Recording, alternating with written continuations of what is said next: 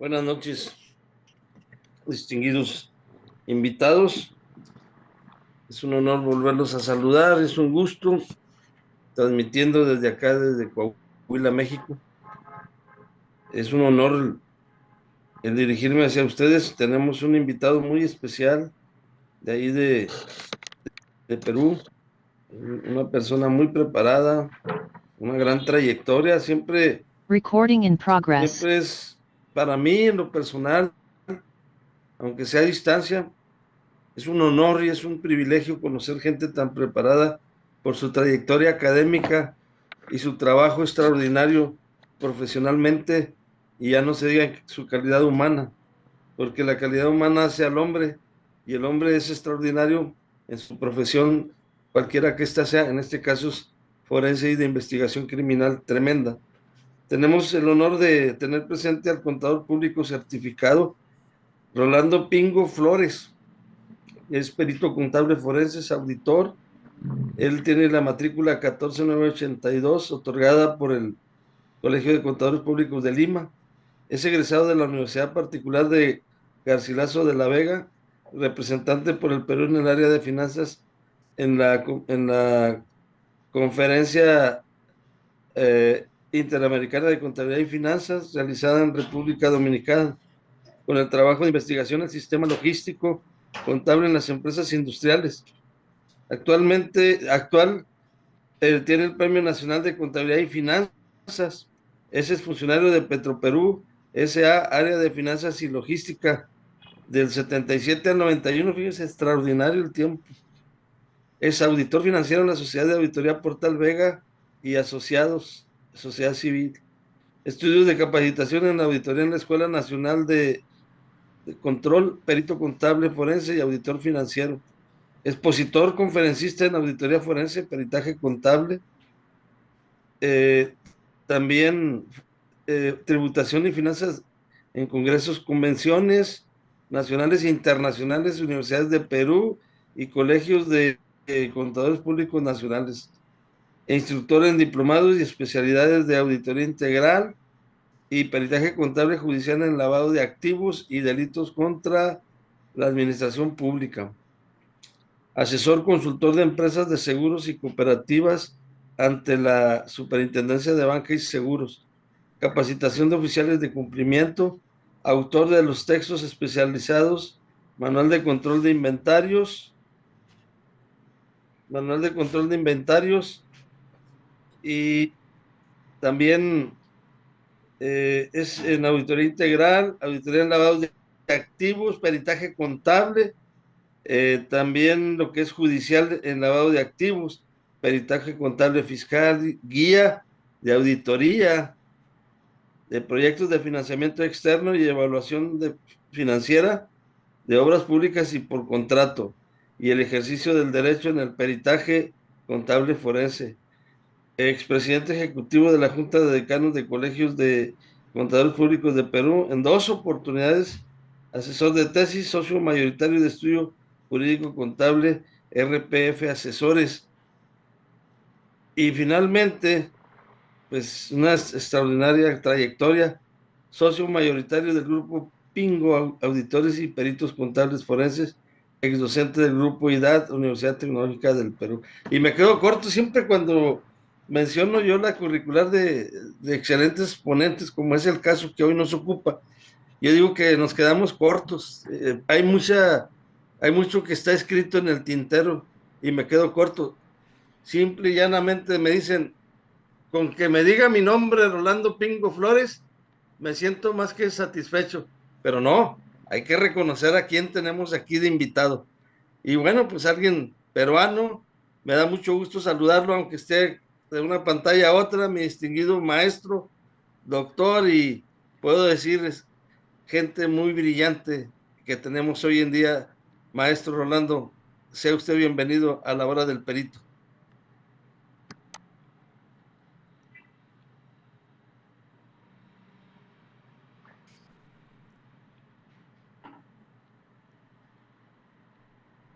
Muchas gracias, muy amable. Aquí presente, gracias a su invitación para disertar o exponer temas de tanta importancia en la profesión contable financiera que tenemos actualmente.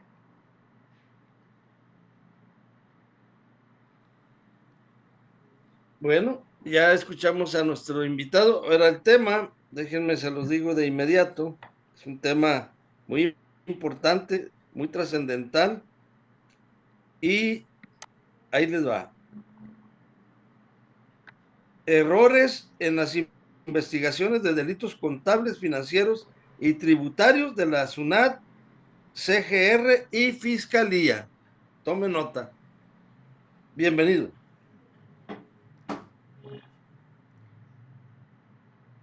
Gracias.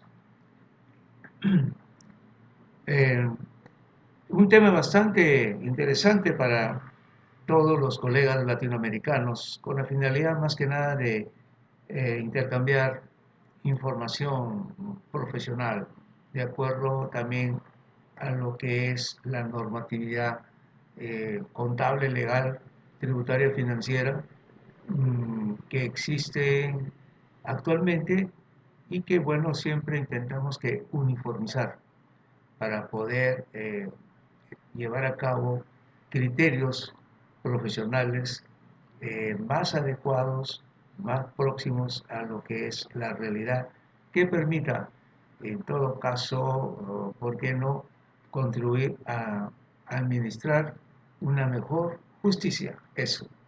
¿Sí? Y bueno, la trayectoria del expositor son 43 años que ejerzo la profesión contable, de los cuales son 32 años en el mundo del peritaje contable, eh, motivado porque en mis inicios desarrollé siempre labores de análisis de cuentas. Esto implicaba conocer, ¿no?, profundamente el contenido del plan contable, ¿no? Acá le llamamos plan contable general empresarial, donde ahí pues previamente había que conocer el uso o el mejor uso de las cuentas que ahí están para poder luego relacionar con la investigación y el análisis de todas las transacciones o movimientos que se generan mes por mes, ¿sí? Y que antes, bueno, de emitir los estados financieros en el periodo, pues estos estados financieros tienen que mostrarse de una manera más transparente, más aproximada también a la realidad. Entonces, la exigencia en la presentación de los estados financieros obligaba siempre a dedicar más tiempo del debido para poder, en todo caso, encontrar dónde estaban los errores y, por qué no, también las omisiones de la información que se muestra en el libro mayor analítico, que es el más extenso, que nos permite visualizar mejor dónde es que podría haber alguna anormalidad, alguna distorsión respecto a los resultados cuantitativos que deben tener las cuentas según el giro del negocio de las empresas, ¿sí?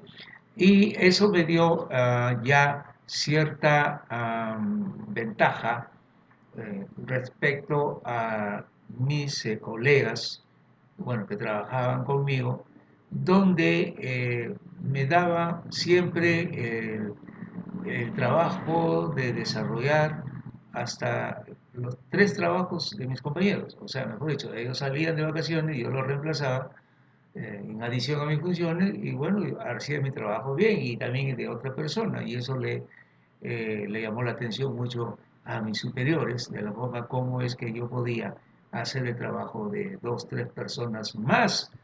Era precisamente porque con la experiencia en los análisis de cuentas encontré el camino más correcto para poder desarrollarlos en el tiempo real. Y esa virtud que tuve la he seguido madurando y también mejorando acudiendo, por supuesto, siempre a los cursos de capacitación que se presentaban, ¿no?, en el tema de investigación contable, que bueno, me motivó luego también Voy para ahí un rato, ¿ya? a Pueden escribir escuchar. libros contables, ¿no? Su escrito tiene 5 libros que están siempre en la librería en Perú sobre auditoría y peritaje contable. Bueno, bastante labor también para poder desarrollar esos libros que permitan servir de una mejor orientación a aquellos que están en este mundo de la auditoría o peritaje, o aquellos que aspiran también a llegar a ser auditores o peritos. Entonces, diciendo esta parte introductiva, es que aprendí a conocer el mundo de los errores y también de las omisiones, que obviamente lo vemos en las auditorías que practicamos y también en los peritajes. Como sabemos, el peritaje contable es el último techo que tenemos para llegar como profesionales. Y también hasta morir, ¿no? Igual puedo decir también de auditoría. Es por la experiencia seguramente que siempre se nos busca, ¿no? Y bueno, y tratar siempre de contribuir con las experiencias, los conocimientos que se adquieren conforme se desarrolla la práctica o la casuística de los diferentes casos que se presentan dentro del mundo de lo delictivo en materia económico y financiero, ¿sí? Y es aquí donde me voy a permitir mostrarles a ustedes una casuística donde van a ver cómo es que se cometen errores, no solamente del investigador fiscal, sino también del perito contable. Como el tiempo también es corto para estar aquí, para disertar, porque ahora la verdad es todo un tiempo para poder conversar ampliamente sobre el mundo del peritaje, ¿no? Y entonces, permíteme mostrarles una casuística, ¿sí?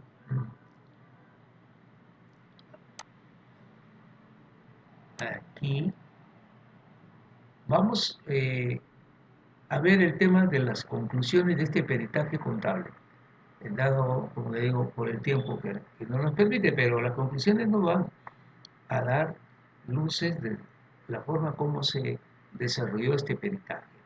En resumidas cuentas, se trata de un decomiso de dineros que ocurrió en la frontera de Perú con Bolivia en el tiempo de la pandemia, y donde sabemos pues que era complicado, difícil movilizarse, acudir a los bancos por todas las restricciones que habían, ¿no?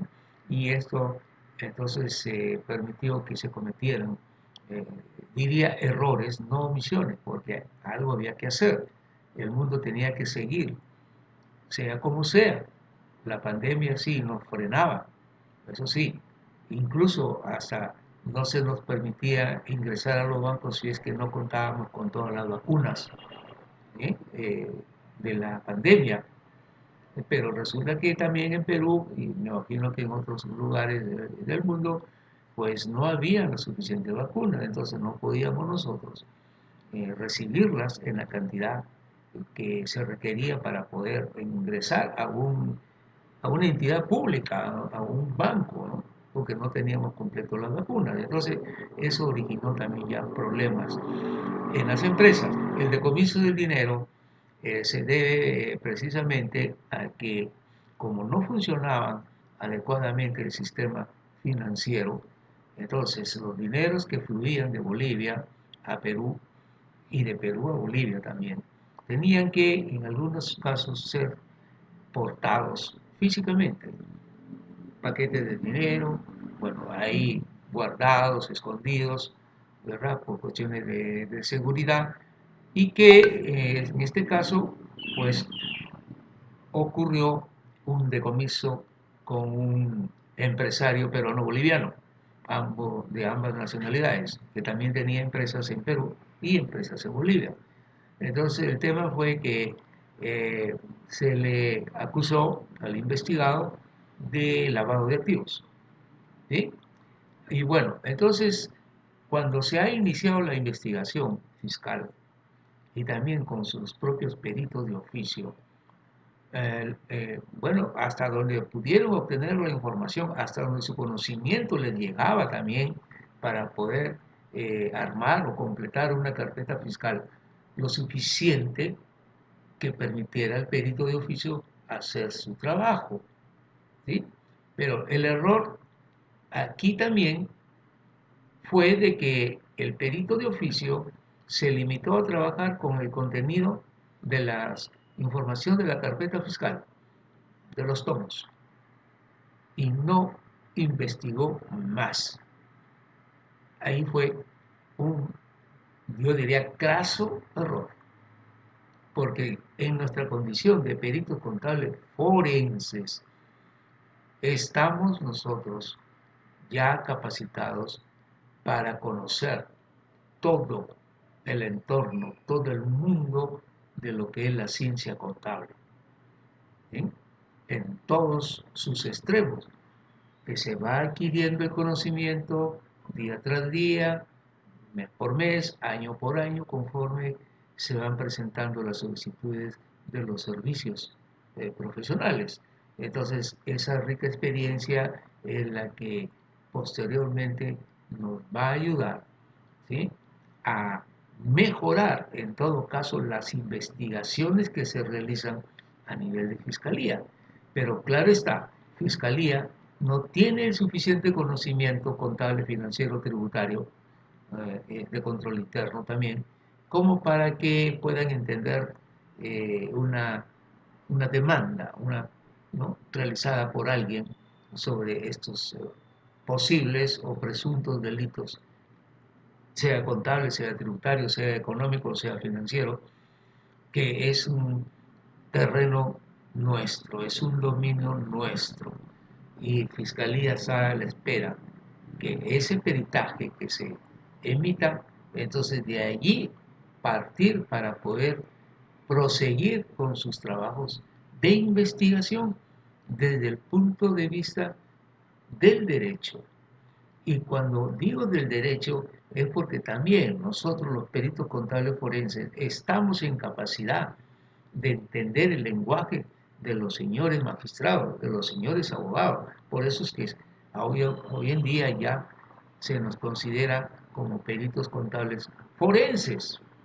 Claro que amerita también estudiar un tanto más sobre el derecho básico. O sea, yo no digo que, pues, que hay que estudiar los 7 años de abogado. Bueno, acá en Perú, cuando nosotros podemos aprender a través de estas capacitaciones, en este caso, lo que está dando la hora del perito, ¿no? Bien, entonces esos conocimientos se van recopilando, ¿sí?, para poder enriquecer más nuestra capacidad intelectual y también en la materia del derecho. Y ese lenguaje es el que debemos ya compenetrarnos, ¿sí?, para poder entendernos con los que administran justicia, sobre todo cuando se tiene que exponer un peritaje contable, ¿sí?, en una audiencia pública, donde en producto de ese contrainterrogatorio surgen a veces preguntas de los hombres del derecho que no son entendidos por los señores peritos contables. ¿Por qué? Por falta de conocimiento en el campo del derecho. Y también puedo decir que los señores del derecho no conocen, pues también, mayormente los términos contables, ¿sí? Por eso es que cada vez que se presenta un contrainterrogatorio donde priman el diálogo en base a las normas del derecho, y si no estamos todavía en condiciones de afrontar un contrainterrogatorio de esa naturaleza, entonces tratemos, señores, de atraerlos más bien a ellos a nuestro campo, a nuestro territorio, para que ahí nomás quede, ¿no? Y podamos nosotros defendernos también de estos incesantes, a veces, preguntas que realizan los hombres, los abogados, y que quizás en algunos casos busquen que hacer dudar o hacer caer una pericia contable, ¿sí? Entonces, en ese ámbito debemos estar también preparados, porque no solamente es suficiente enunciar el dictamen pericial, ¿no? También luego hay que saber sustentarlo.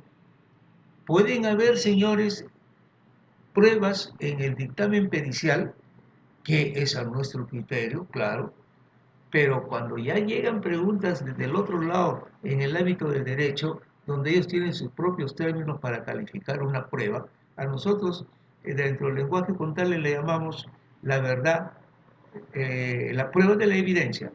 La prueba de la evidencia, o sea, ya, lo que realmente es irrefutable. Pero en el ámbito del derecho le llaman la verdad cierta, ¿no? La prueba cierta. Y, o sea que no hay error. Entonces, por ahí hay que siempre tratar de relacionar y emitir una respuesta que permita a los señores que están del otro lado conocer, por ejemplo, qué es lo que significa la prueba de la evidencia, ¿no? Bajo los términos contables. Y ahí es donde a veces no estamos los contables suficientemente preparados para soportar a veces rigurosos contrainterrogatorios, ¿sí? Y bien, entonces, retomando el tema, el caso, este investigado fue acusado de presunto lavador de activos. Resulta que el peritaje de oficio practicado eh, calcula un desbalance patrimonial sobre la suma que le fue incautada y que, bueno, no tenía el sustento el investigado como para poder, ¿no?, demostrar su tenencia, ¿no?, y que no era producto de, por allí, manejos contrarios a la ley, ¿sí? Entonces, en la etapa preliminar del interrogatorio, donde lo hacen las autoridades policiales, bueno, estos señores hacen sus preguntas hasta donde ellos también pueden conocer sobre lo que representa este tipo de delitos de incautación de dineros relacionado al lavado de activos, ¿sí? Y también, por otro lado, Fiscalía a veces adolece. ¿Adolece de qué? De los conocimientos contables que tenemos, ¿sí?, en materia de lo que es lavado de activos. Lo primero que el profesional contable debe de conocer antes de hacer su labor es la ley de lavado de activos. Eso. Y eso nos va a permitir luego relacionar con los hechos ocurridos desde el inicio. ¿Qué pasó en la investigación preliminar? Y eso, señores, nos va a permitir a los peritos conocer dónde es que ha habido por ahí una limitación o un defecto. ¿Por qué? Porque necesitamos conocer la realización de los hechos, así como lo hace Fiscalía. Sí. Y para eso, señores, tenemos que realizar también una labor exhaustiva en materia de análisis, ¿sí?, en materia de evaluación, para nosotros luego estar preparados para aplicar las técnicas, los métodos y los procesos que exige la doctrina de investigación amparados en las normas internacionales de auditoría, cuyos procedimientos debemos siempre tenerlos presentes en cada una de nuestras actuaciones. Si lo respetamos y lo hacemos en el orden que se establece en materia de investigación, vamos a llegar a la verdad cierta, vamos a concluir el dictamen pericial de una manera creíble, o sea, donde no hay duda. Entonces, cuando se inició la investigación preliminar de esa incautación, se observó que no había sido completo el trabajo de investigación. El investigado siempre se manifestaba que él no era un lavador de activos, que los dineros que tenía eran producto de cobranzas que realizaba en el país de Bolivia y que, bueno, ingresaba a Perú porque las facturas emitidas a Bolivia tenían que ser cobradas por las empresas en Perú que exportaban sus productos. Y bueno, cuando en mi caso el investigado acudió a mis servicios para poder realizar un peritaje de parte, bueno, yo primero tengo la iniciativa de conversar y también con el abogado. Porque la primera pregunta de rigor que le digo al abogado, así, sí, es una reunión, le digo, ¿es inocente su defendido? Eso es lo primero que le digo. Y si el abogado también me dice que sí, que es inocente, muy bien. Segunda pregunta, ¿cómo es que se puede demostrar con lo que hay en la carpeta fiscal sobre la presunta inocencia de su defendido? Entonces, ahí está la pregunta de rigor que no tiene una respuesta adecuada. ¿Por qué? Porque la investigación, señores, no acaba, no termina. Está ya, claro, aperturado la carpeta fiscal que investiga y que, bueno, y que está acusando, pero ahí cuando hay un silencio sobre eso, entonces ya el perito de parte está en la facultad de tomarse la atribución de decir que, bueno, efectivamente, al parecer la investigación no ha sido completa. ¿Sí? Entonces, ¿qué es lo que se hizo? El peritaje de parte se encargó de obtener la información de los estados financieros de las empresas en Perú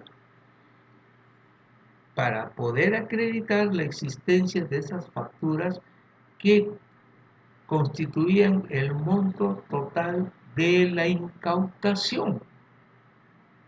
Sí, y por otro lado, bueno, este caso sucedió creo hace 5 o 6 años. Y también a la fecha verificar si se mantenía pendiente las cuentas por cobrar de esas facturas, ¿eh? Como esos dineros incautados, para tener también otro elemento de juicio, un instrumento contable que motive al investigador para seguir dándole más luces de la procedencia de ese dinero. ¿Sí? Entonces, el peritaje de parte se concentró en esa labor, que por supuesto no demandó mucho tiempo en hacerlo, porque ya existía un peritaje de oficio bastante amplio, ¿no? Pero haciendo un reconocimiento y un análisis y evaluación del peritaje de oficio, entonces sí, ya se empezó a encontrar por ahí algunas falencias. El perito de oficio no tuvo digamos, no se le ocurrió, ¿no?, ir más allá de la investigación, o sea, leer, mejor dicho, las declaraciones del investigado.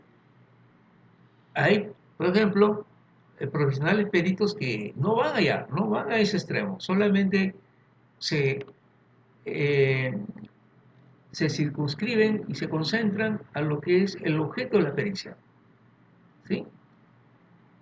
Y sobre eso hacen su trabajo.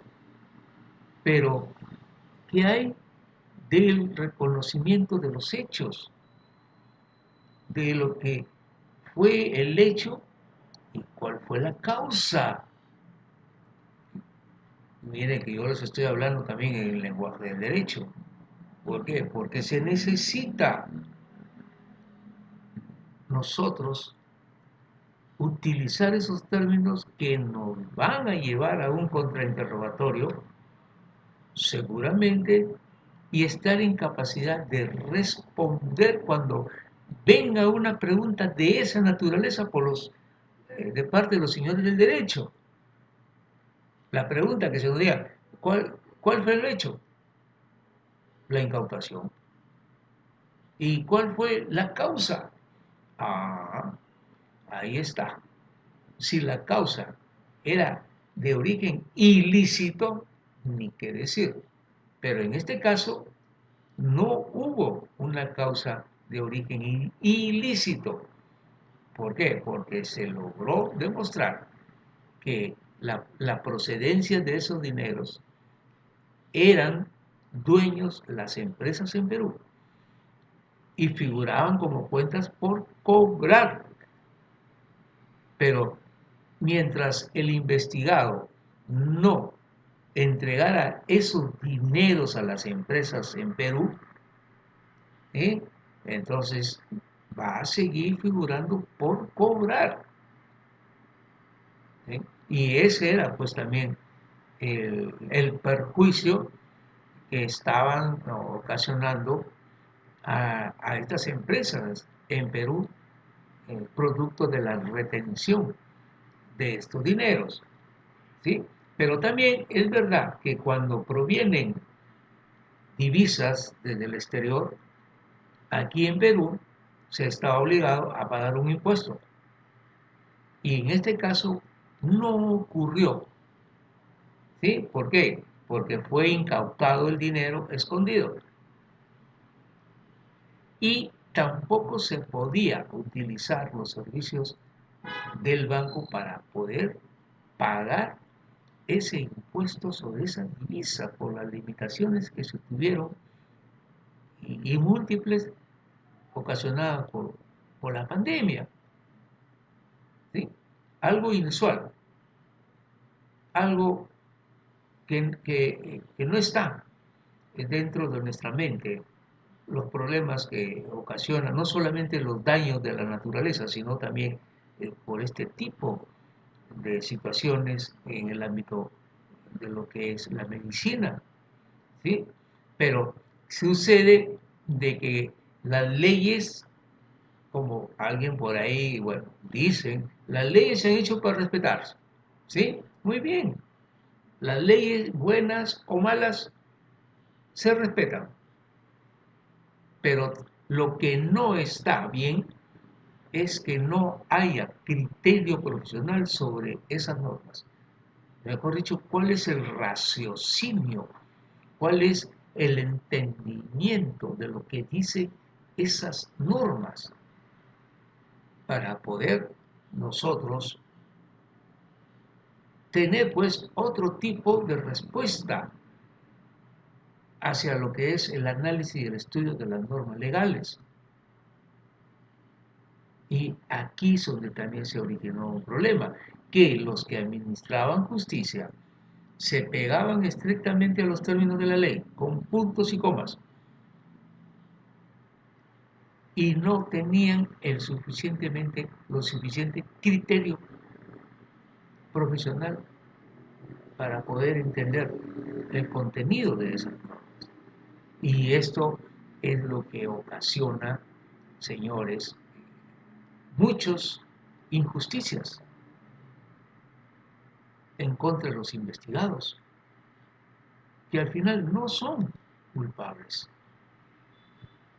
productos de una mala investigación.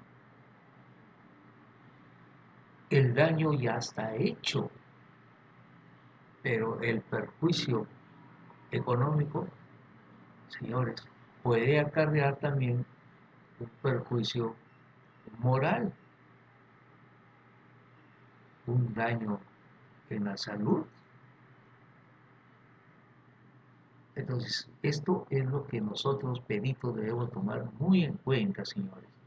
Que cuando estamos haciendo un peritaje de esta naturaleza, debemos tener presente que el investigado, detrás de él hay un costo social, hay una familia.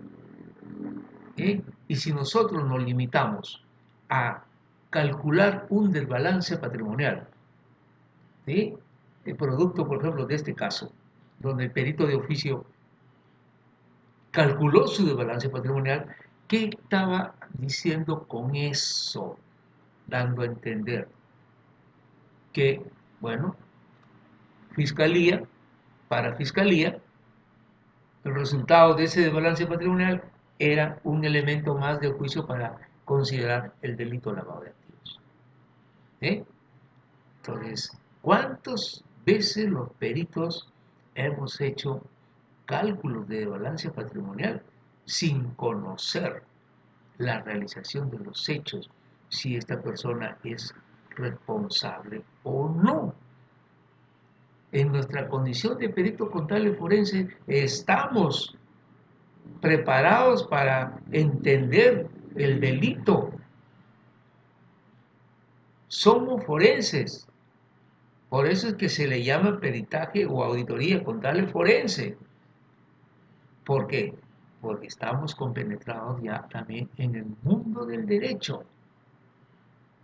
O sea, una mayor exigencia a nuestro desarrollo profesional. ¿Ve? Y lástima que seguramente habrán ocurrido casos en que el inculpado ha tenido que ir a la cárcel. ¿Por qué? Porque se le detectó un desbalance patrimonial que no se ajustaba tampoco a la verdad de los hechos. Hay también a veces errores que cometemos cuando calculamos un desbalance patrimonial, señores, sin saber cuál fue el saldo inicial. El saldo inicial no es precisamente la apertura de una cuenta bancaria. No, el saldo inicial es el cálculo o la trazabilidad que debe tener el perito para poder detectar de dónde provino esa riqueza para aperturar una cuenta bancaria. ¿De dónde provino esa riqueza para comprar un bien inmueble, una maquinaria y equipo? ¿Sí? O por último, para constituir una empresa con un capital social. No, muchas veces no ocurre, no lo hacen. Entonces, obviamente que el cálculo del desbalance patrimonial va a resultar mucho mayor del que pudiera, en el caso, claro, de que exista responsabilidad. Entonces, ese mal cálculo es, señores, otro de las afectaciones que tiene el investigado. Entonces, con el tiempo nos esforzamos en tratar los peritos contables forenses de corregir todos estos errores que tenemos, ¿no? Y que pueden ser subsanados. Sí, pueden ser subsanados. ¿Cómo? Mediante el diálogo alturado que pueda tener el perito de oficio con fiscalía. Ponerse de acuerdo. El perito de oficio dar su opinión técnica. Si ese caso es responsable del delito imputado al investigado. Y esos diálogos, señores, no se producen mayormente en antesala, que permitiera al fiscal darle mayores luces, mayores ideas, para que ellos también sepan hacer bien su trabajo. ¿Mm? La Procuraduría está por encima de Fiscalía y la Procuraduría es la que les exige que estos casos se concluyan, se investiguen y que, bueno, se responsabilice tal cual debe ser. Pero cuando entra a hacer su labor el perito contable, se encuentra entonces con mayores informaciones que permitan alimentar más la carpeta fiscal y de esa manera Fiscalía sepa orientar mejor también su investigación. ¿Sí? Entonces, en este caso, en el punto 6, el punto 5, conclusiones, se me requiere, dice, examinar el resultado de las conclusiones de la pericia de oficio elaborada por X persona, su DNI y matrícula del Colegio de Contadores, de esa fecha, cuyos resultados son los siguientes. O sea, el cliente pide examinar las conclusiones a las que llegó el perito de oficio, solicitando un peritaje de parte. Nada más evaluar, no volver a hacer otro peritaje, porque ya está hecho. El peritaje de oficio. Acá nomás en el peritaje de parte lo que corresponde es evaluar si está en lo cierto, si se ha cumplido con todos los técnicas, métodos, procesos de investigación que puedan llegar a calificar un desbalance patrimonial. ¿Sí? Pues bien, en el punto 5.1, determinar si corresponde realizar la investigación de desbalance patrimonial presuntamente incurrido por el investigado al 19 de enero de 2022 según el principio de correlación. Vaya, ustedes se preguntarán en estos momentos, aunque me parece que aquí hay también señores abogados que entienden lo que significa esa palabra.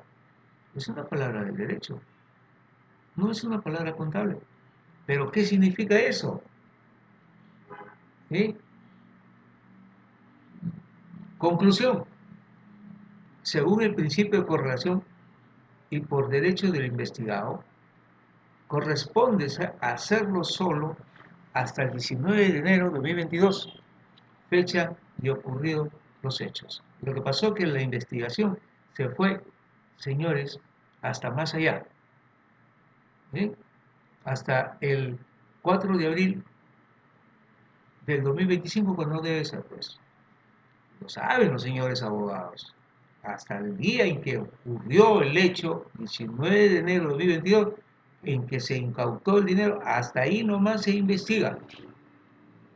No más. Entonces, el perito contable forense, conociendo ya la experiencia, por supuesto, entonces, en principio, detecté esto.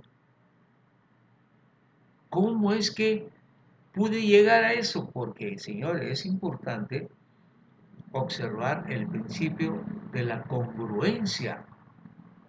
¿Qué es eso? Eso también es otro término del derecho.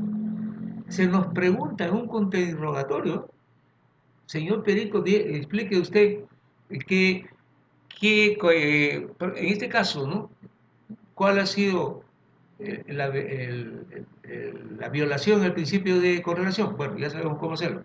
Señor perito, usted explique, ¿no?, sobre la congruencia realizada producto de su pericia.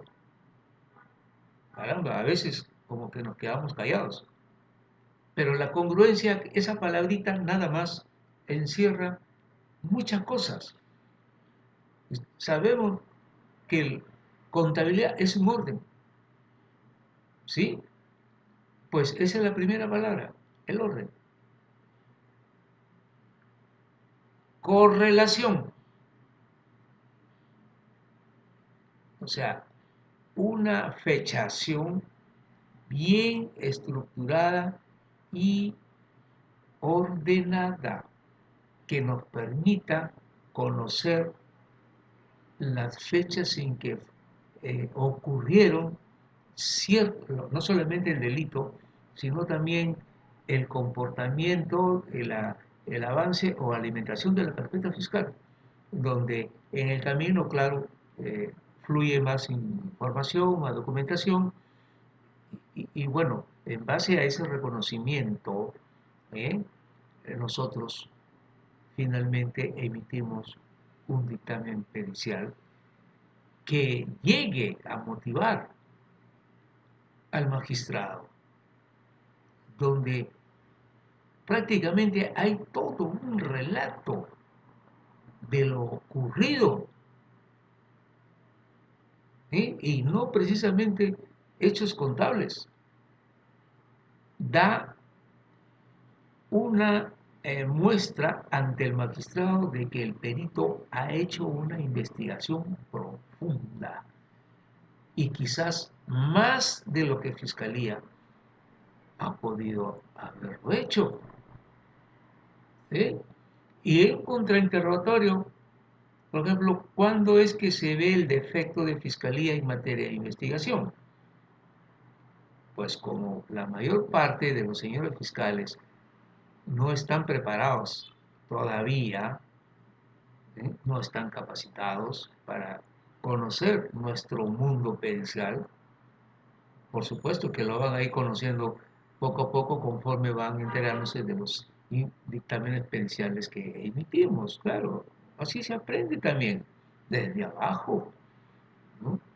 Y entonces, ahí es donde se aprecia ya el grado de experiencia y de conocimiento que tiene el perito ante el magistrado. Cuando el perito recopila mayores instrumentos probatorios que alimentan la carpeta fiscal, que no se le ocurrió al perito de oficio, ¿sí? Pero a veces me encuentro con preguntas que realizan los señores abogados de la defensa en pleno contrainterrogatorio, donde directamente le dicen al señor fiscal, sobre este caso, díganos usted qué es lo que ha investigado, ¿sí?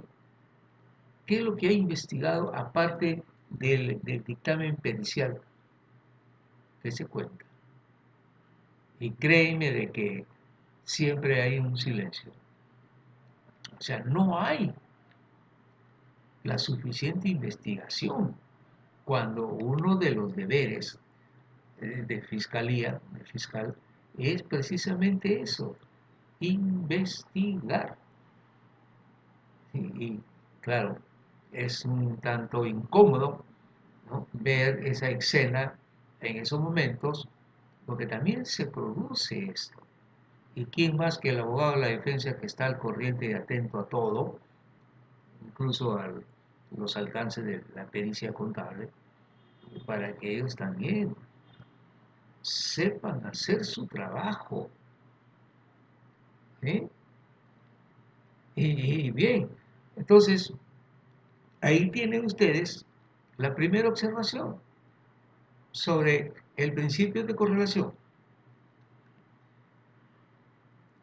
5.2. Se pide evidenciar si los dineros incautados representan un desbalance patrimonial por presunción de lavado de activos. ¿No? Conclusión.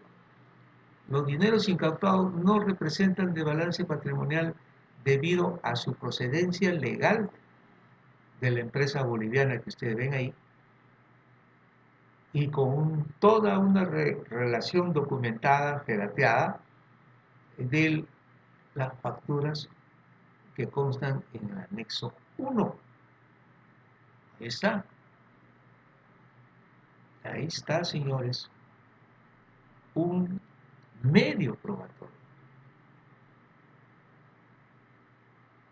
que no existió en la investigación de esta carpeta fiscal. Conclusión. Punto 5.3.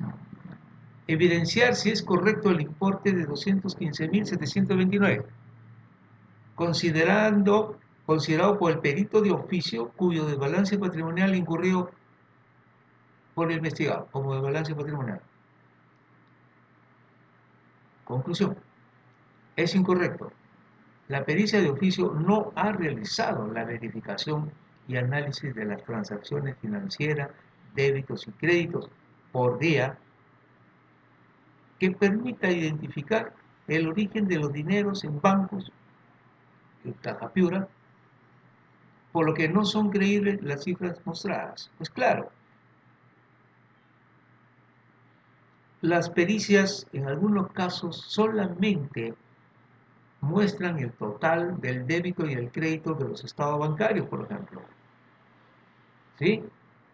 Pero no dicen en dónde ocurrió por allí un movimiento inusual, ¿sí?, que permita concentrar la atención del perito e investigar de dónde es que procede esa transacción, sea de débito o sea de crédito, como para poder calificar posteriormente como un desbalance patrimonial. Pero aquí no ocurrió, solamente se obtuvo los estados bancarios y sumaban los saldos de débito y crédito por cada año y el total del balance patrimonial. No, pues, no. Como dije anteriormente,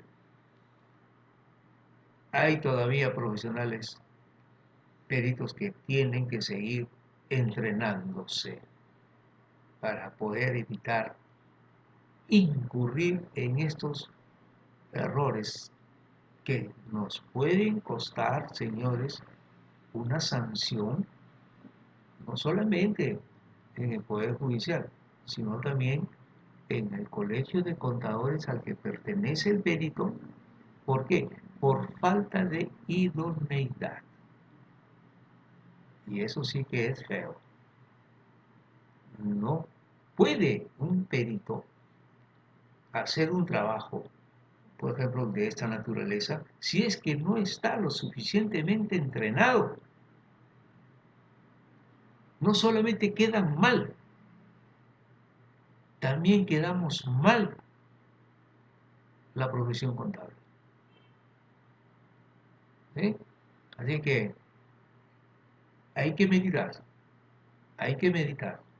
En algún momento ya ustedes mismos ya sabrán que es el momento de alzar vuelo. ¿Sí? Alas y buen viento. ¿Por qué? Porque ya tienen el suficiente conocimiento, entrenamiento para poder incursionar en el mundo de lo que es el peritaje contable forense. ¿Sí? Ok. Entonces, no hay desbalance patrimonial según el punto 5.3. 5.4. Comprobar si el proceso de investigación realizado en la pericia de oficio, esta se ha realizado sobre las técnicas, métodos y procesos como corresponde ejecutar en los casos de detectar un desbalance patrimonial sobre el lavado de activos. Conclusión: no se ha cumplido con ejecutar las técnicas, métodos y procesos para el cálculo de un desbalance patrimonial por lavado de activos. ¿Sí? Bueno, en el cuerpo de la pericia, señores, este material seguramente ustedes lo van a tener. Ahí se van a enterar con mayor detalle sobre lo que aquí quiere decir esta conclusión. Por el problema del tiempo es que no podemos explayarnos un poco más, ¿sí? 5.5. Evidenciar la procedencia de los dineros investigados que dieron lugar a aportes de capital en las diferentes empresas en su calidad de socio. O sea, esta persona es socio de varias empresas de Perú y de Bolivia. Él mismo era el que llevaba los dineros, hacía todas las operaciones, transacciones, en fin, ¿no?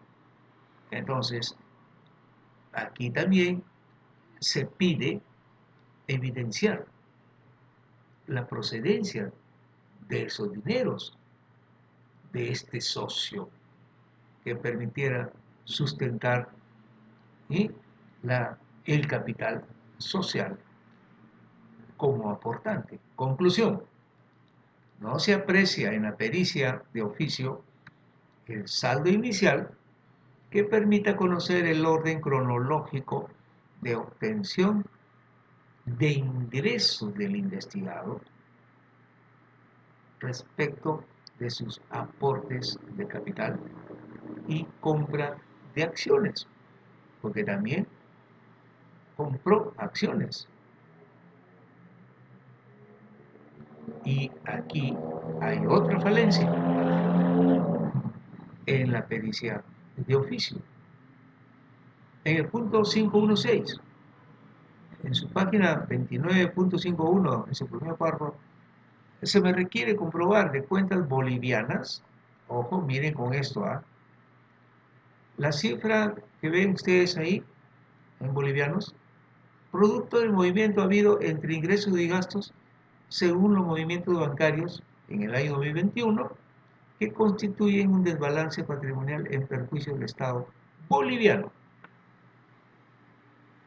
Eso también lo que el investigado pidió que se manifestara en la pericia de parte. Miren la conclusión. La pericia de parte se abstiene de pronunciarse por corresponder a las autoridades tributarias bolivianas verificar. Pues claro, yo soy peruano. Las empresas en Perú dueñas de ese capital incautado, con mayor razón. ¿Qué debió hacer Fiscalía si es que era factible hacerlo? Pues recibir información de su homólogo en Bolivia. Entiendo que hay una cooperación en ese sentido en la parte tributaria entre Bolivia y Perú. Entonces, ¿qué pasó ahí?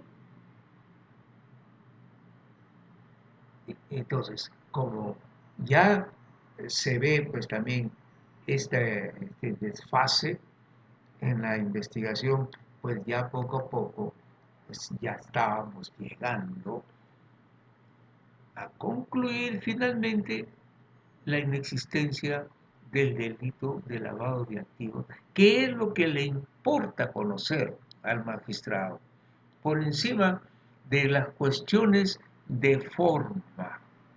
Interesa saber las cuestiones de fondo. Eso es lo que quiere el magistrado.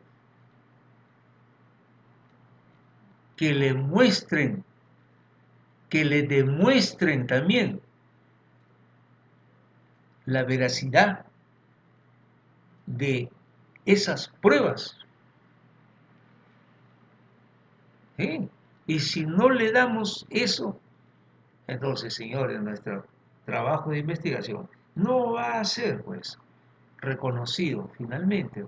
¿Por qué? Porque es incongruente, hay desorden, ha faltado investigación, como en este caso que el peritaje de parte aportó buena información para que se manifestaran con justicia respecto al investigado.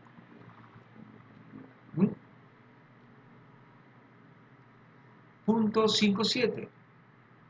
En su página 29.51, en su segundo párrafo, se me requiere comprobar si de cuenta boliviana esa cifra, producto del movimiento habido entre ingresos y gastos según los movimientos bancarios en el año 2022, esta vez en el año 2022, constituyen un desbalance patrimonial en perjuicio del Estado. Igual, la respuesta en los mismos términos del anterior punto. La pericia de parte se abstiene de pronunciarse por corresponder a las autoridades tributarias bolivianas verificadas. Punto 5.8.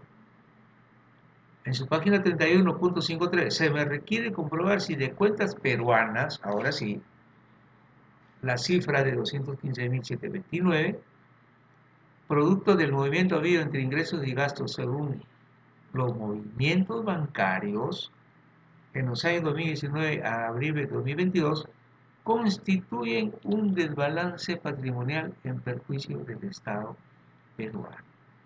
Entonces, nos trasladamos a la parte peruana. ¿Cuál es la conclusión? No existe desbalance patrimonial del investigado al demostrar, y este es el punto crítico e importante también de las conclusiones a que se llegan, al demostrar en la pericia de parte el origen de los dineros. Ahí está. Y las facturas en el anexo 1. ¿Qué otra prueba más se puede presentar? ¿Sí? En su punto 5.9 se me requiere comprobar si la cifra de 150.811, producto de dinero incautado, ojo, el 19 de enero de 2021, constituye un desbalance patrimonial en perjuicio del Estado, así como haber omitido el pago del impuesto a la renta por ingresos de fuente peruana. Conclusión, no existe balance patrimonial del investigado al demostrar en la pericia de parte el origen de los dineros y ver el anexo 1.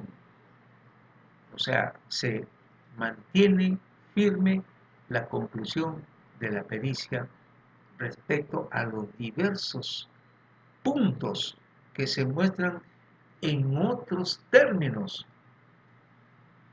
¿Sí? 5.10.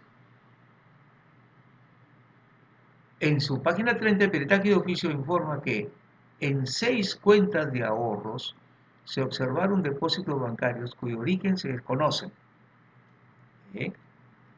por un total de 2.288.000 soles y pico, que no han sido declarados ante la Administración Tributaria de Perú. 2.288.000. ¿Cuánto fue el dinero incautado? 215.000. Y ahora el peritaje de oficio dice que esa cifra no tiene sustento. Bien, ¿qué dice la conclusión?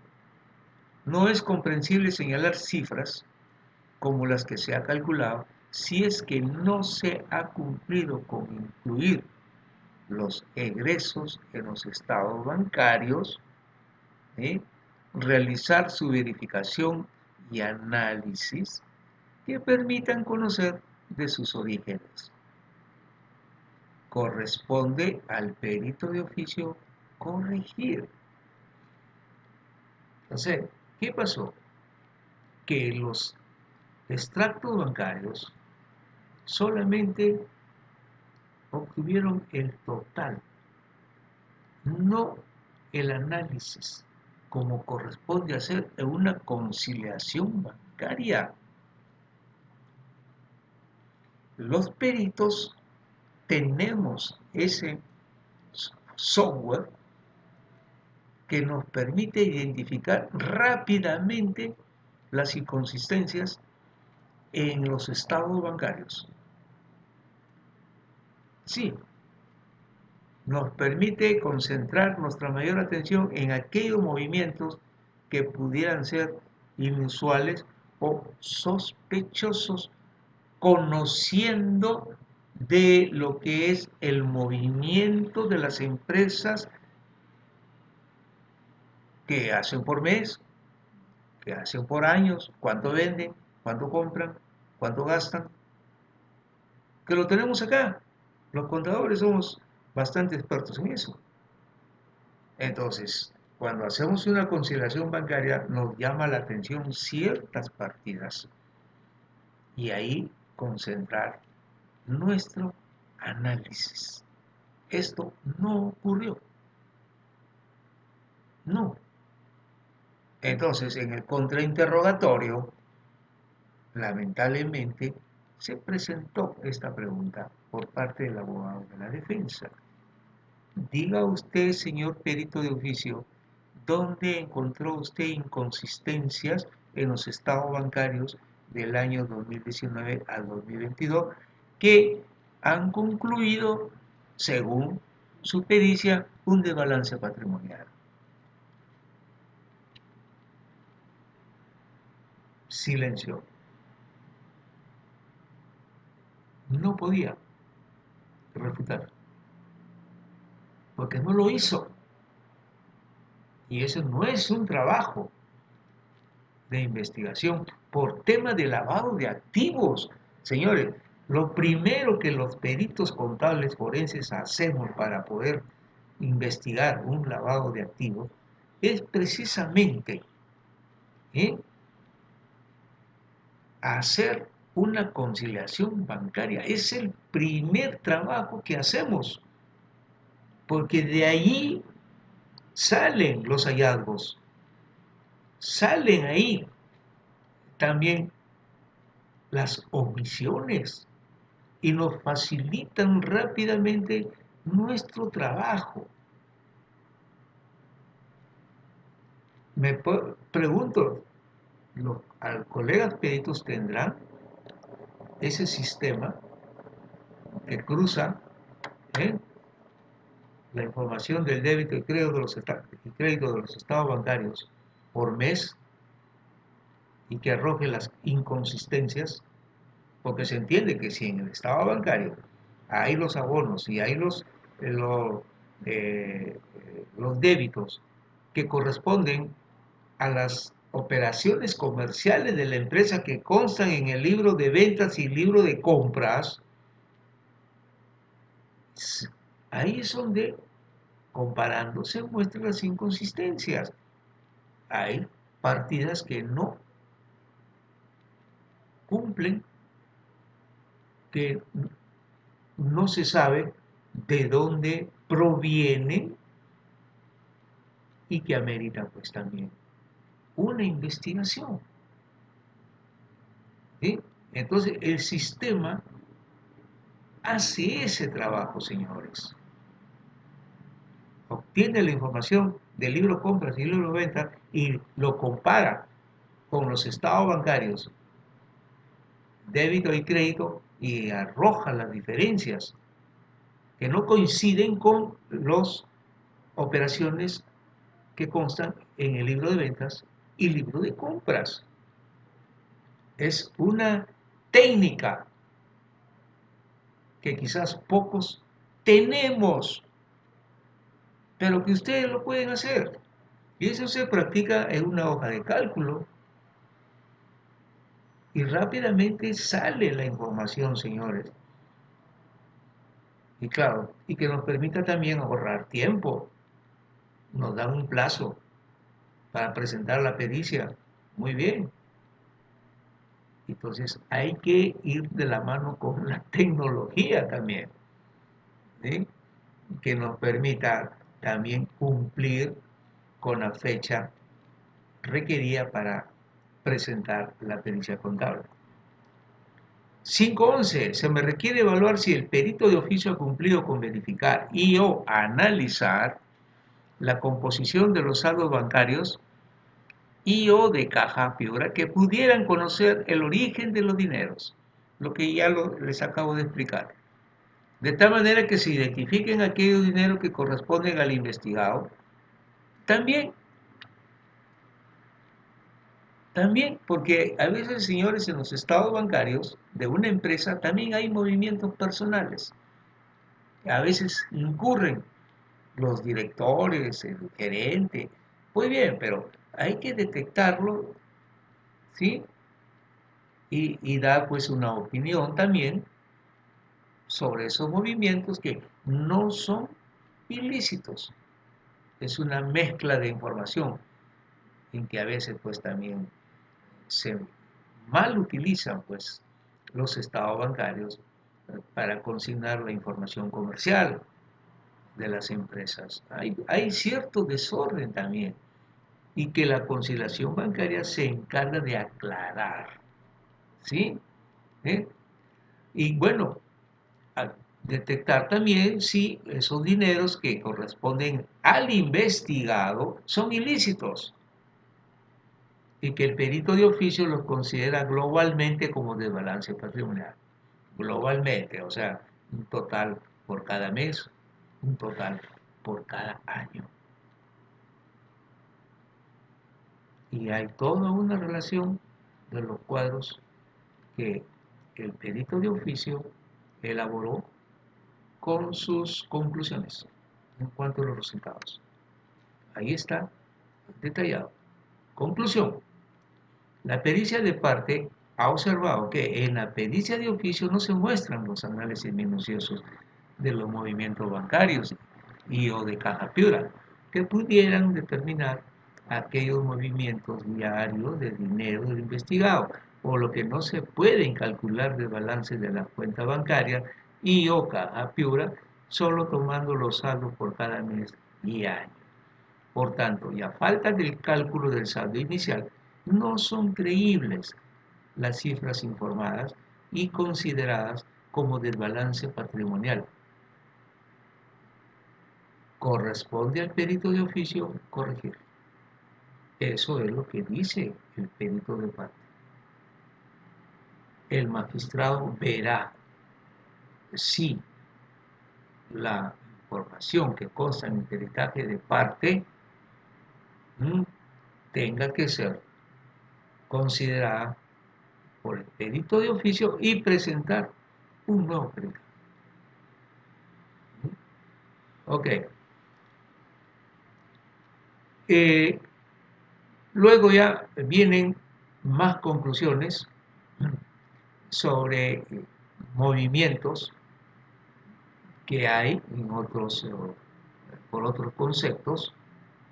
En caso, por ejemplo, en la página 8 de la pericia de oficio, en el cuadro 1, resumen anual de la cuenta de ahorro, bueno, en fin, se informa una diferencia de 404.04 bolívares. O sea, el perito de oficio ha hecho su trabajo analizando también los estados de cuenta de la banca boliviana. ¿Sí? Conclusiones. El periodo revisado a la que hace referencia a la pericia de oficio es posterior al acto y los hechos ocurridos. ¿Cuándo fue el hecho ocurrido? El 19 de enero del 2021. Y este trabajo de reconocimiento, ¿de qué fecha lo hace? Desde el 1 de julio de 2021 al 22 de octubre de 2022. O sea, después de la ocurrencia. ¿Sí? Y claro, esto fue materia de observación al principio, que no existía el principio de correlación. Pues bien, entonces, luego ya ustedes van a tener conocimiento de mayores observaciones que se han visto, pero lo puntual, lo importante en que consta esta pericia de parte, señores, es suficiente para hacernos meditar de que nuestro trabajo es bastante minucioso, acuicioso, diligente. También, o sea, estar presente en el lugar de la ocurrencia de los hechos.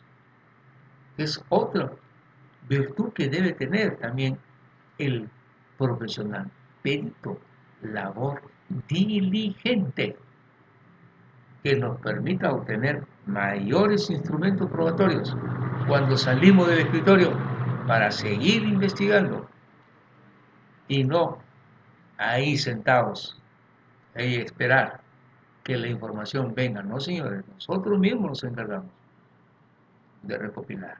Ok. Algunas preguntas que puedan ustedes formular sobre mi exposición. Adelante. Saludos desde Nicaragua, muchas gracias, colega, un abrazote. Saludos y felicitaciones a la distancia de Nueva Jersey, Estados Unidos, estimado colega Rolando Pingo Flores, gracias. Buenas noches. Para el tema de lavado de activos, siendo el investigado una persona natural, ¿cómo se considera el saldo inicial? Y respecto a la canasta familiar que se aplica para ello. Qué bien, qué bien. En principio, y en ese orden de la pregunta, ¿m? Persona natural. Persona natural con negocio o sin negocio. O sea, contribuyente o no contribuyente. Eso es lo que no ha especificado. Pero bien, respondo en ambos casos, ¿sí? Cuando es una persona natural sin negocio, o sea, no es contribuyente, se entiende que es una persona que actúa al margen de la ley en materia contributiva. O sea, puede ser el- un negocio de contrabando, puede ser. Lo otro puede ser un capital, un ahorro obtenido producto de las ganancias de su terreno, de su parcela, de su chacra o de su hacienda, ¿sí? Que los haya tenido guardados bajo el colchón y que después, bueno, sale ya a formalizarse como contribuyente y con los dineros que tiene haciendo todo tipo de pago de inversiones. Entonces, cuando hay esto, ahí sí el saldo inicial tiene que calcularse eso sí, con el apoyo que debemos de tener del investigado para que nos ayude a encontrar de una manera muy estimada cuánto es lo que ha podido obtener de ganancias en el transcurso de cierto tiempo, cuando actuaba como informal, ¿sí? Y hacer un cálculo que logre convencer también al perito, porque no es cuestión de decirle una cifra así alegre y que eso es lo que he podido eh, recordar de mis ingresos, no. Tiene también el perito que saber relacionar cuantitativamente, ¿sí? Hay también, por ejemplo, negocios, parcelas, terrenos que utilizan, que no declaran sus impuestos. ¿Por qué? Por ejemplo, el café, por ejemplo, el arroz, esos productos están grabados. Entonces, ahí hay evasión tributaria, ¿sí? No hay lavado de activos, ¿eh? No. Mayormente los casos en que se concluye por lavado de activos terminan siendo considerados, señores, como evasión tributaria y no como delito lavado de activos. Y se concluye de esa manera. Hay una mano levantada. Diego, adelante. Sí, doctor, justamente recogiendo su exposición de esta noche, la cual felicito, justamente usted acaba de brindarnos la importancia del reconocimiento del perito del hecho económico, ya que si no tiene esta objetividad y conocimiento del hecho económico, prácticamente sería muy tangencial los elementos de prueba que pudiera recopilar en aquel otro criterio importante que usted acaba de comentar esta noche, la trazabilidad de la operación a través de toda la documentación contable y extracontable que pudiera reforzar su opinión sobre el hecho de la cual usted va a opinar. Aprovecho estos dos criterios que usted acaba de comentar para consultarle. Muchas veces los abogados de la contraparte aprovechan no necesariamente que tengan la razón. Usted acaba de comentarlo en voz alta, que cuando el perito hace un informe en forma deficiente, no es una carga de la prueba suficiente sobre la cual la otra parte crea defender su posición. Puede ser muy culpable. Pero sin embargo, una persona inocente que no tenga un perito que le demuestre fehacientemente la trazabilidad de sus operaciones y la ocurrencia del hecho económico con un alcance en la cual se dio este supuesto ilícito o demostrar lo contrario, prácticamente la persona inocente no es que se dude de su inocencia, sino por la incapacidad del informe pericial, en vez de defenderlo, no es un elemento de prueba. Por lo contrario, no hay una, como dicen los abogados, no hay una adecuada defensa y por lo contrario el juez justamente estaría desestimando o estaría perdiendo el inocente la oportunidad de una adecuada defensa. Bien, gracias. Esto también me da motivo para explayar un tanto más sobre el tema en discusión. La información que se pueda obtener del investigado para poder encontrar el saldo inicial producto de ingresos que están al margen de la ley, sí, nosotros lo podemos hacer los peritos eh, a, eh, a través de esa petición a través de fiscalía para que el investigado cumpla con responder cómo es que ha obtenido esos ingresos, porque él más que el perito pues sabe cómo es que se ha comportado su nivel de ingresos versus los gastos en los años en que ha estado ahí, bueno, trabajando, ahorrando de una, al margen, ¿no?, de la parte contributiva, pero se produce también ese tipo de actuación en el perito, ¿ah? No olvidemos que cuando hacemos el trabajo de auditoría, hoy hacemos los auditores, cuando tenemos que entrevistarnos con los funcionarios, ¿eh? ¿Acaso no vamos con un cuestionario en la primera vez para que se responda? ¿Sí? Bien. Y cuando ocurre la segunda vez, y cuando se encuentran con inconsistencias en las respuestas del funcionario, ¿qué es lo que hace el perito, el auditor? En la segunda oportunidad ya no va como entrevista, va como un interrogador. ¿Por qué? Porque ha confrontado la respuesta con la información que consta en la empresa, en la norma de control interno, por ejemplo. Entonces, esos cuestionarios nosotros también como peritos los podemos llevar en el ámbito del peritaje.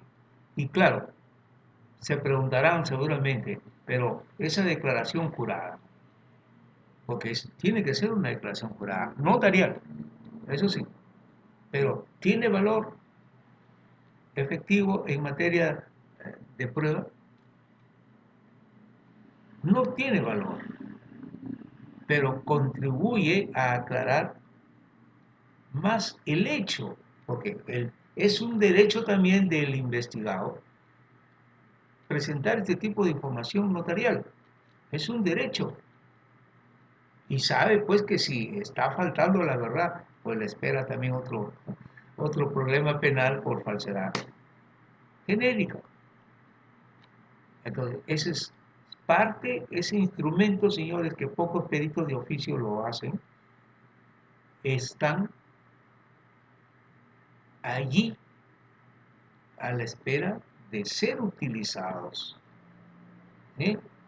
Y claro, entiendo que también hay cierta confusión o desconocimiento sobre el cálculo del saldo inicial, ¿sí? ¿Verdad? Sí, porque cada caso es diferente. Hay diferentes sectores en la economía que ameritan diferentes tipos de formatos de preguntas, tanto en el campo minero, en el campo agrícola, en el campo financiero, ¿sí? Eh, cada cual con sus propias preguntas según el tipo el giro del negocio que pueda haber, ¿sí? Ok, ahí hay una mano levantada. Lourdes, adelante, colega Lourdes. Buenas noches, Buenas noches. saluda del Perú. Mi interrogante era la que usted ha tomado lectura. Asimismo, siendo que, como le mencionaba el caso, ¿no?, las actividades a nivel del Perú hay mucha informalidad, ¿no? Dado ese hecho, mi pregunta adicionando a lo que usted ha respondido sería, ¿es permitible dentro del lavado de activos el tema de la presunción respecto a los ingresos? Digamos, ha tenido una actividad, pero no de manera formal. Podría haber sido compraventa de vehículos usados, pero no tiene RUC, no tiene ningún registro a nivel tributario. Mi pregunta es si es permitible la presunción tal como lo indica el aspecto tributario en el Perú. Sí, efectivamente, es una información que tiene que ser, claro, evaluada y analizada por el perito que permita comprobar en resultados cuantitativos esas cifras, ¿sí? Que finalmente nos lleven pues a encontrar el saldo inicial. Lo más correcto, porque como es algo estimado, eh, sin embargo, nuestra preocupación como peritos es que estas cifras que da el investigado mm, no sean pues realizados esos cálculos de una manera que pudieran confundir lo que es la intención de realizar un buen cálculo de un desbalance patrimonial, ¿sí? Ahora, desde el otro lado de la persona natural con negocio, que tiene su RUC, bueno, ha conformado su empresa, en fin, en esa parte, cuando se trata de calcular el saldo inicial, pues también sabemos de que esta persona natural con negocio eh, tiene pues también su capital, su dinero y de dónde provino para poder formalizarse como un contribuyente. Necesariamente tenemos que conocerlo, no como ocurrió en una ocasión que es verídico, de un señor procurador que pedía, a falta de información en la carpeta fiscal, claro, que pedía que el saldo inicial fuera el estado bancario, o sea, la apertura de la cuenta bancaria, saldo inicial. Y claro, eso bajo pues su conocimiento, ¿no? ¿Verdad? Pero desde el punto de vista contable, eso no era posible hacerlo, calificar un desbalance patrimonial de esa naturaleza, porque también necesariamente se necesitaba conocer de dónde procedían esos dineros. Y el saldo inicial tiene que calcularse siguiendo, por supuesto, las técnicas y el reconocimiento del perito para poder obtener esa información. Entonces, cuando se pedía solamente que se partiera del saldo del estado bancario, entonces la conclusión se abstenía de calificar un desbalance patrimonial. Sí, y ahí no hay ningún problema, ahí no hay ningún temor en nosotros los peritos. No podemos opinar en esas circunstancias.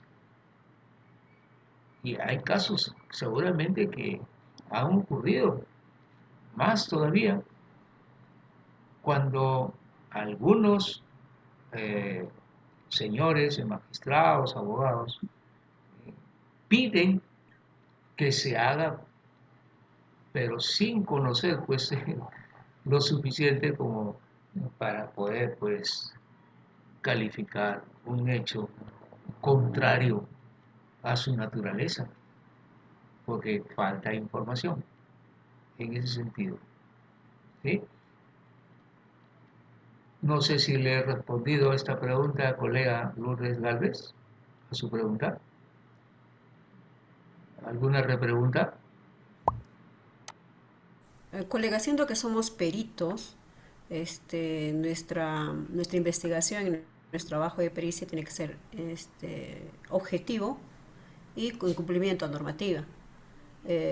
Dado ello, si yo soy el tema de la presunción, eso es por eso, para efectos tributarios, obviamente la presunción es permitible.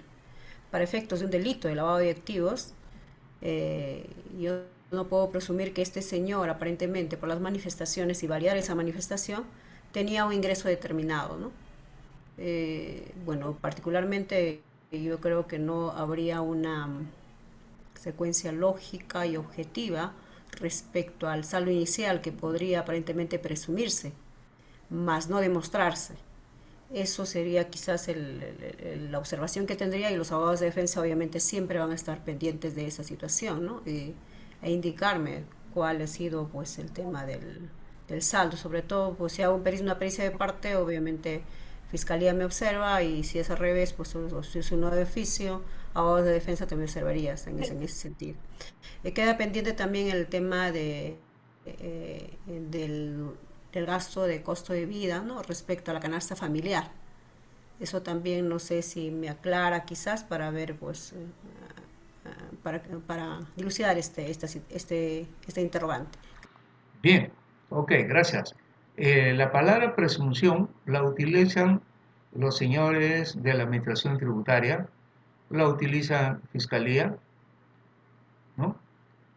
Y en el caso nuestro como peritos, sí, también la presunción, pero si no hay presunción, entonces no hay calificación. Pero ¿quién es el que se encarga finalmente de calificar? Es el juez. Cuando Fiscalía presenta su información, peritaje también presenta, o la parte demandada presenta también su información, y ya queda a criterio del magistrado saber calificar, ¿sí? Ya verá, ya verá. En cuanto a lo que es los cálculos de los diferentes tipos de gastos en que ha incurrido el investigado, cuestión de gastos de vivienda, gastos de salud, gastos de educación, de alquileres, viajes también, en fin, toda esa serie de gastos que la persona suele incurrir, y también dentro de la información que se puede recibir del inculpado o una declaración jurada notarial, ahí también se incluye eso, ¿sí? Pero miren, gracias por la pregunta, estimada colega Lourdes Gálvez, porque acá viene lo siguiente. Hay pericias que he visto donde en el cálculo del saldo inicial, a falta, claro, de demostrar por parte del investigador, entonces el perito hace su propio cálculo, ¿sí? Calcula los gastos estimados, ¿sí? Como lo que acabo de mencionar, en base al sueldo mínimo vital, ¿sí? Y lo estima, pero ¿cuándo está el error? De que como no ha demostrado el origen de sus ingresos, entonces considera de balance patrimonial esos gastos que no se sabe de dónde vienen. Entonces, la pregunta es si han calculado el perito los gastos estimados. Entonces, ¿de dónde vienen esos gastos estimados? Lo usual, lo correcto sería que también pues calcule de igual manera los ingresos estimados en base al sueldo mínimo vital. Sí, pero jamás hacer una declaración de balance patrimonial calculando solamente los gastos. ¿Y por qué no calculó los ingresos estimados? Podía ser 0, 50.000 soles anual de ingresos, 50.000 soles anual de egresos, saldo 0. Bien, pero de ninguna manera calificar el desbalance patrimonial. O sea, ¿y dónde está la partida doble? Débito y crédito. Nos olvidamos también a veces de los principios contables. Entonces, señores, eso sí, no tiene justificación cometer ese tipo de errores. ¿Sí? Evitemos esto. ¿Otra pregunta?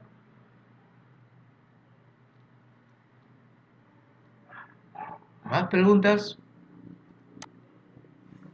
Ahí teníamos a Diego, pero no sé si todavía quiera hacer uso de la voz.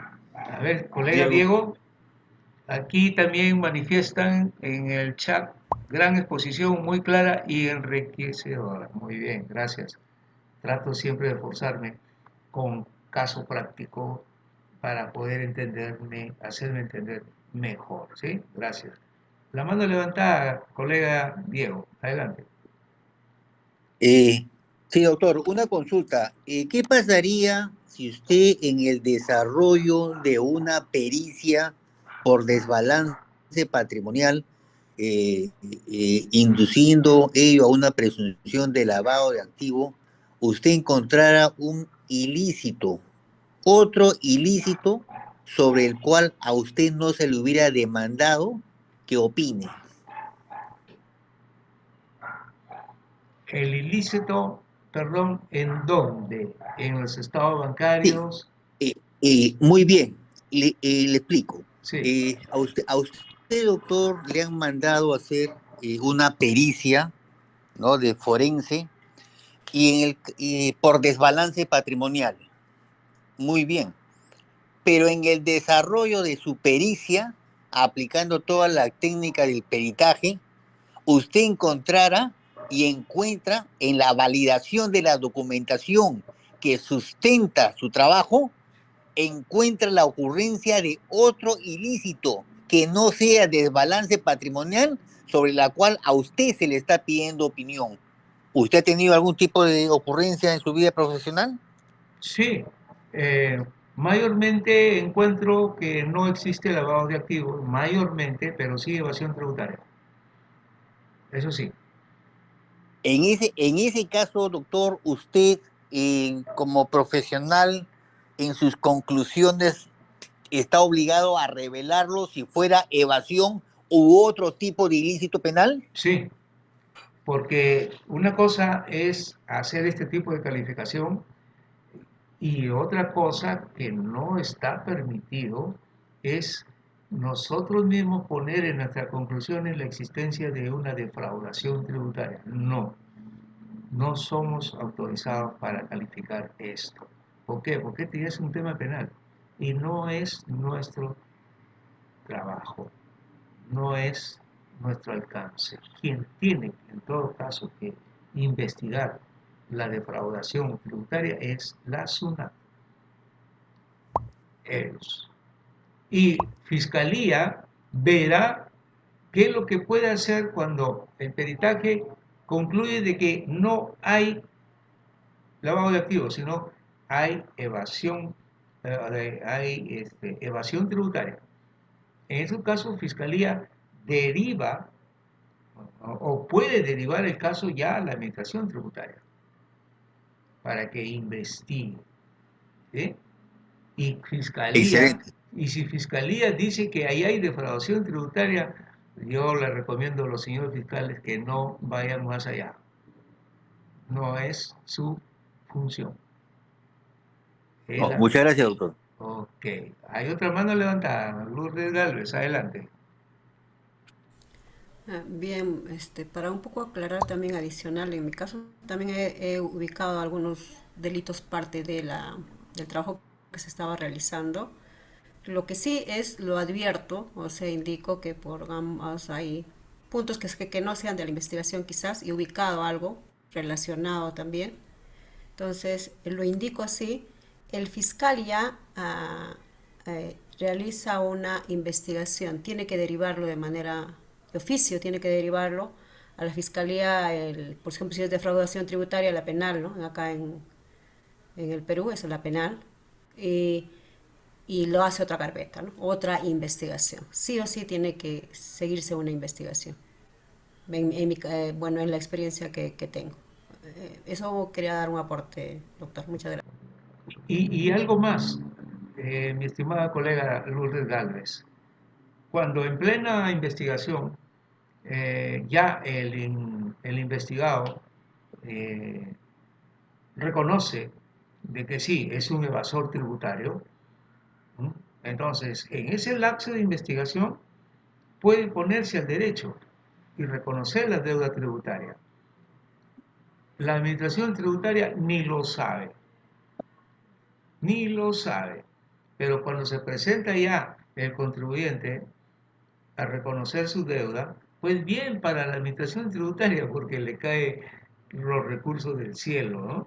¿Sí? Y de paso también cobrar su 2% por las recaudaciones que hace la administración tributaria, ¿sí?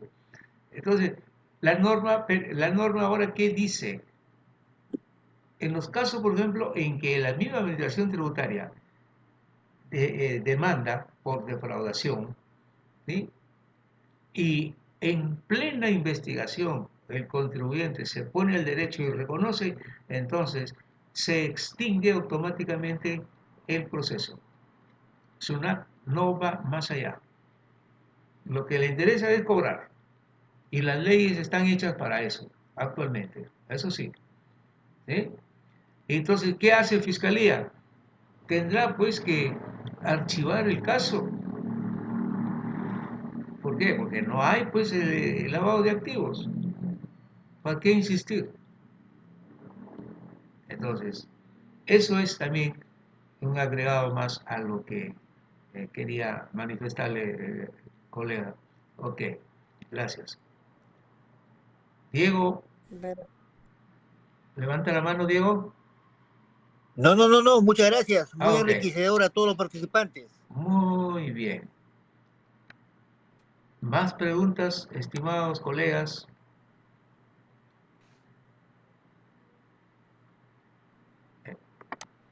¿Todo está claro? Me parece que sí. Hay colegas aquí del Ecuador que saludan. Muy bien, felicitan. Gracias, gracias. Lamentablemente el tiempo es corto y no me puedo explayar un poco más, pero en otras ocasiones sí dedico más tiempo todavía para exponer estos casos de casuísticas de peritaje que mucho nos dan por aprender, ¿no? De diferente naturaleza. Ya seguramente habrá otra oportunidad para seguir disertando sobre el mundo del peritaje contable forense. No hay más preguntas, me parece. Entonces, les agradezco su gran presencia que han tenido hoy día, como veo ahí en el aula virtual. Y muy complacido también de haber alternado con ustedes y que todo sea pues para bien de todos, ¿verdad? Con la información que aquí se puede obtener, no solamente de parte del expositor, sino también de ustedes cuando hacen las preguntas. Y ahí la oportunidad, la vitrina para poder responder en todo caso. El que habla tiene 5 libros físicos, ¿sí? Sobre pericias, casos prácticos, videos y también sobre lo que es auditoría, relacionado siempre al mundo del peritaje y libros también del derecho relacionado a lo que es peritaje contable. Si tuvieran ustedes el interés en contar con ese material, pues ahí está a disposición para que se entrenen y se capaciten en casita también, ¿no? Sobre todo para ver los videos de todos los cursos que dicto, seminarios, conferencias, especialidades, en fin, para que ustedes puedan poco a poco ir ilustrándose con toda esta información. Y un consejo de un conejo, ¿cómo es que empecé en este mundo también queriendo ya la investigación, ¿no? O sea, la vocación por la investigación. Señores, primero hay que informarse de las jurisprudencias en lo judicial, que tienen que ver con nuestras carreras. Ahí empezamos a conocer qué es lo que piensan desde el otro lado los señores del derecho respecto a nuestro trabajo. Y conociendo de ello, nosotros entonces, señores, mejoramos aún más todavía nuestra calidad profesional. Gracias. No cabe duda, una extraordinaria ponencia, un gran trabajo. Se ve la experiencia de tantos años, como dijo usted muy claramente, con algo real, con casos reales. O sea, se queda más el mensaje y la enseñanza, ¿verdad? Sobre todo, el ser receptivos. Yo quiero felicitarlo plenamente y decirle que esta mesa, este lugar, esta hora del perito está a su disposición las veces que sea necesario tenerlo nuevamente. Todos los viernes estamos en la hora del perito de cada semana. Y ya ahorita que terminemos, le mando un mensajito, le mandamos para ver qué día nos acompaña. El tiempo aquí es libre, usted siéntase en confianza. La hora del perito así la titulamos como una hora, pero el expositor, el que más ha estado aquí, ha durado 3 horas y media exponiendo, sin problema. O sea, usted siéntase en confianza y en su casa. Para la siguiente, cuando usted guste y nos diga, lo programamos, porque como dice usted, se queda tinta en el tintero y quiere más, ¿verdad? Y para nosotros, pues es enseñanza, ¿verdad? Es recordatorio, es replanteamiento y sobre todo que viene de gente muy brillante y preparada en el ámbito, ¿verdad? Forense contable. Usted, mi distinguido doctor Rolando, quiero felicitarlo nuevamente. Vamos a pasar a hacer la entrega de un reconocimiento que la hora del perito les otorga a cada uno de los brillantes exponentes que nos visitan. Este es el caso. Y dice así, el Colegio de Contadores y Auditores del Ecuador y la hora del perito confieren el presente certificado al contador público certificado Rolando Pingo Flores en reconocimiento a su destacada participación en calidad de expositor en el webinar académico La Hora del Perito, realizado el día viernes 26 de junio del 2026, donde desarrolló el tema errores en las investigaciones de delitos contables, financieros y tributarios de la SUNAT, CGR y Fiscalía, expedido en Castaños, Coahuila, que es un lugar donde estoy yo, México, a 26 de junio del 2026.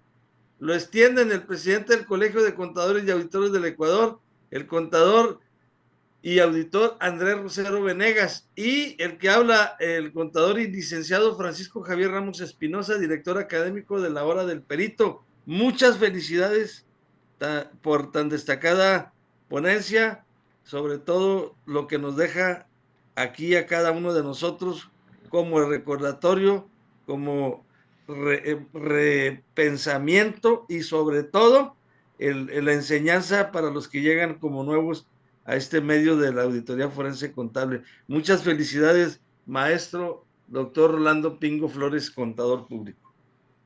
Gracias, estimado colega de México. Es un gusto saber de ustedes. Gracias por los saludos también de Panamá, Nicaragua, el Ecuador, que veo aquí en pantalla. Y también, antes de culminar, para informarles que aquí en Perú tenemos un grupo, se llama el Grupo Pingo, constituido por auditores y peritos contables forenses, donde ahí nosotros solemos capacitarnos también, ¿sí? Y hay en el YouTube, ¿sí? Nuestro canal que se llama Mundo Contable Perú. Mundo Contable Perú.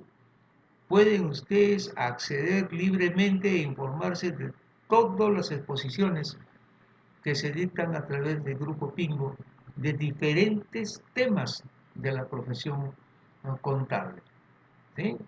Los invito a ustedes a informarse más todavía sobre lo que significa nuestra profesión. Gracias.